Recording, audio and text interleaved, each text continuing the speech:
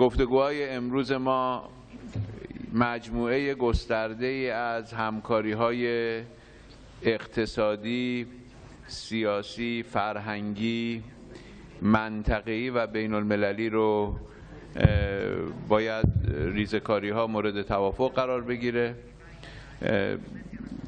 روند با کندی به سوی جلو پیش میره. ما امیدواریم که با همان اصولی که بهش اشاره کردم، یعنی تعهد به اونچه که مورد توافق قرار گرفته توسط دو طرف، حسن نیت و مهمتر از همه توجه به تصویر کلان.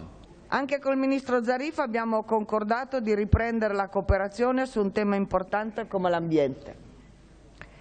La fiera degli inizi di febbraio vedrà la presenza di imprese italiane. Sono convinta che se si aprono nuove prospettive è evidente, come avviene in tutto il mondo, che ci saranno altri partecipanti. La competizione ci sarà. Siamo sicuri che dal punto di vista sia sociale che imprenditoriale che politico l'Italia è in una buona posizione di partenza.